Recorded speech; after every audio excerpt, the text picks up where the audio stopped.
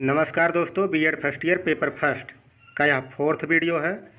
Question number 17 से continue करते हैं।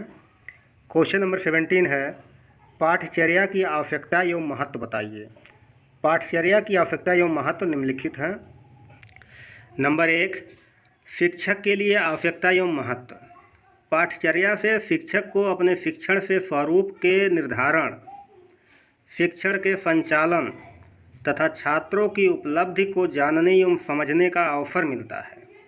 पाठचर्या से शिक्षक अपने शिक्षण विधि का चयन करने में समर्थ होता है और छात्रों का उचित प्रकार से पथ प्रदर्शन कर सीखने हेतु तत्पर बनाता है। नंबर 2, शिक्षार्थी के लिए आवश्यकता एवं महत्व। पाठचर्या की आवश्यकता एवं महत्व विद्यार्थी अर्थात शिक्षार्थी के लिए अत्यधिक महत्वपूर्ण है। शिक्षार्थी को इससे अपने शिक्षा के उद्देश्यों को पूरा करने में मदद मिलती है। छात्रों को पाठचर्या से पूर्व तैयारी का अवसर मिलता है तथा वह यह जानने में समर्थ होते हैं कि अमुक विषय में कितना तथ्य पढ़ना है। अर्थात पाठचर्या के आधार पर शिक्षार्थी अपनी अध्ययन योजना बनाते हैं तथा उस पर चलकर सफलता की प्राप्ति करते हैं। थर्ड नंबर है, समाज के लिए आवश्यकता एवं महत्व। पाठचर्या से समाज को भी लाभ पहुंचता है। समाज पाठचर्या द्वारा नवीन मंतव्यों को जानता है तथा उसके अनुरूप अपनी जीवन शैली एवं मान्यताओं को समय सापेक्ष बनाता है। पाठचर्या से ही समाज में पारंपरिक मान्यताओं के स्थान पर परिवर्तित मान्यताओं का दिग्दर्शन होता है।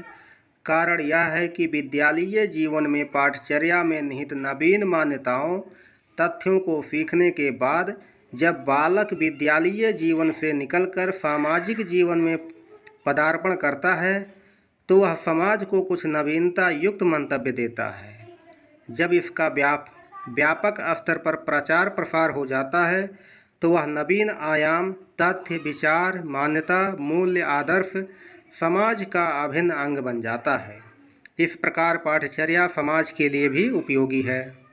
नंबर 4, सांस्कृतिक उन्नयन हेतु आवश्यकता एवं महत्व। समाज एवं संस्कृति के उन्नायक तत्वों को पाठचर्या में स्थान दिया जाता है। यह तत्व शिक्षा एवं समाज दोनों के उन्नयन में महत्वपूर्ण भूमिका अदा करते हैं। पाठचर्या में सांस्कृतिक मूल्यों की सीख प्राप्त करके विद्यार्थी अपनी संस्कृति एवं सभ्यता की विशिष्टता, उसकी मौलिकता, करणीय एवं अकरणीय कर्तव्यों, जीवनादर्शों का ज्ञान प्राप्त करते हैं। कालांतर में ऐसे बालक ही विद्यालय से निकलकर अपनी सृजनात्मक प्रतिभा द्वारा सांस्कृतिक विरासत की रक्षा तथा उसके उन्नयन हेतु समर्पित होकर कार्य करते हैं। नंबर 5, अंतर्दृष्टि अर्थात सूझ तथा अवबोध के विकास हेतु आवश्यकता एवं महत्व।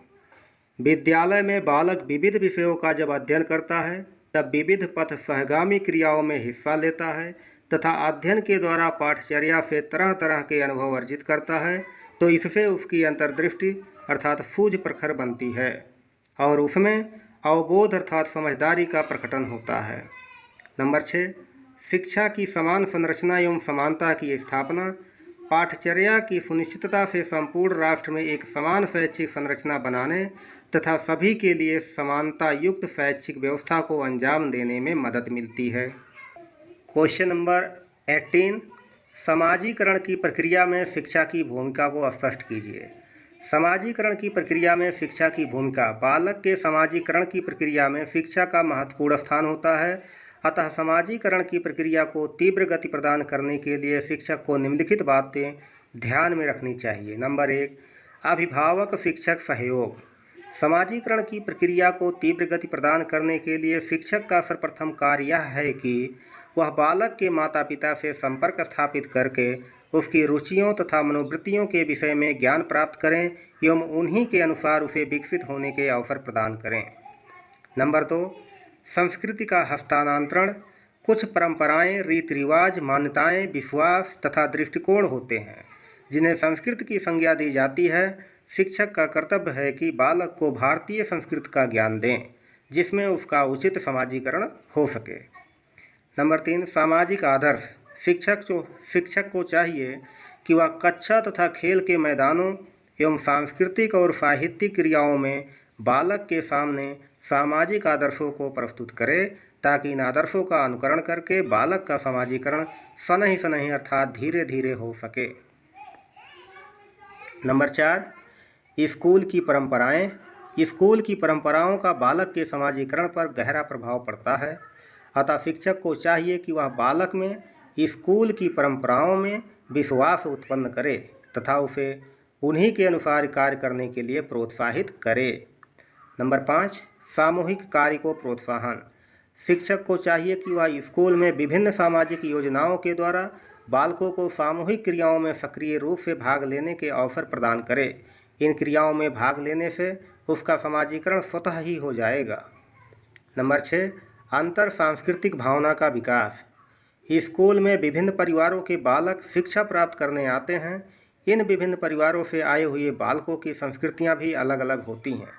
शिक्षक को चाहिए कि वह बालक में अंतर सांस्कृतिक भावना का विकास करे, जिससे वह केवल अपनी संस्कृति को ही अच्छा ना समझे वरन विभिन्न संस्कृतियों का आदर करना भी सीख जाए।